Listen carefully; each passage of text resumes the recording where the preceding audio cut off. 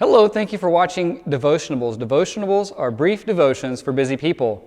My name is Gabriel Hinerman, one of the pastors at 9th and O Baptist Church, and today we find ourselves in the Gospel of Matthew, the 13th chapter and the 44th verse. I'd like to read it for us. It's a very short verse, and it's a parable. It's the shortest parable in the Bible. So if you've ever thought, man, I'd like to memorize a parable, this is the one to do. So Matthew 13:44, the kingdom of heaven is like treasure hidden in a field, which a man found and covered up. Then in his joy, he goes and sells all that he has and buys that field. So this is a parable, and Matthew 13 is full of parables. In fact, a lot of people know it as the parable chapter. The chapter begins, the first parable is Jesus telling the story of the sower who went out to sow seed. And there's just from there, it goes on to a myriad of parables. Well, maybe not a myriad literally, but several parables. And what is a parable? Well, a parable is a short story. Jesus is teaching a truth, a spiritual lesson, a moral lesson. And a lot of times it would be quite shocking or turn the world upside down for the hearers. And in this particular parable, and in several in Matthew 13, Jesus is talking about the kingdom of heaven, entering the kingdom. What is life in the kingdom like? Books, many of books have been written on the kingdom of heaven. And so suffice to say, just for our brief discussion, let's think of it as the rule and reign of Jesus, or life with God at the center. God is our king. God is the king. He is the creator and ruler of everything.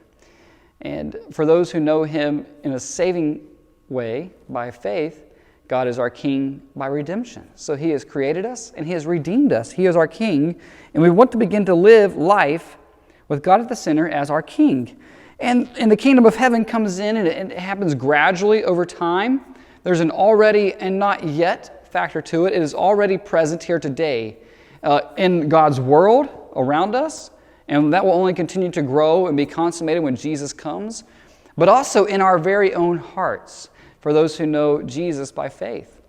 That God's rule, God's reign permeates our hearts more deeply over time, and we begin to live with God at our center. And so this parable, Jesus is saying the kingdom of heaven is so valuable. And that's what we need to take away from this, is to have a proper valuation of the kingdom of heaven. It's not just a something that we should hear and then think, not worth my time. There's nothing more valuable than the kingdom of heaven. And that's what Jesus is saying with this parable about this man who just walking through a field stumbled on this treasure. He makes the proper valuation. Whatever this is more valuable than anything else, everything else that I have, that I will secure this. And so I will protect it, and you see he covers it up, and then he goes and sells all of his possessions so that he might buy that field, not just for the sake of the field, but for what that field has, that treasure. So what do we need to give proper value to in the kingdom of heaven? Are we spending our time and trifling with things that are vying for our attention, our devotion, our worship, when really God is the most valuable person in the universe? He is the king, and that is what makes the kingdom valuable. And so we need to live like the kingdom is the most valuable thing in the world. Can you imagine being able to buy a share of Amazon years ago, maybe at whatever the opening price was, and to think where that kind of stock price has gone today? That's just a comparison that pales really into what the kingdom of God is really like. But we need to give all that we have, value the kingdom, and give our hearts fully to the rule and reign of Jesus. Well, God bless you guys today. Hope you have a wonderful day, and may God rule your hearts.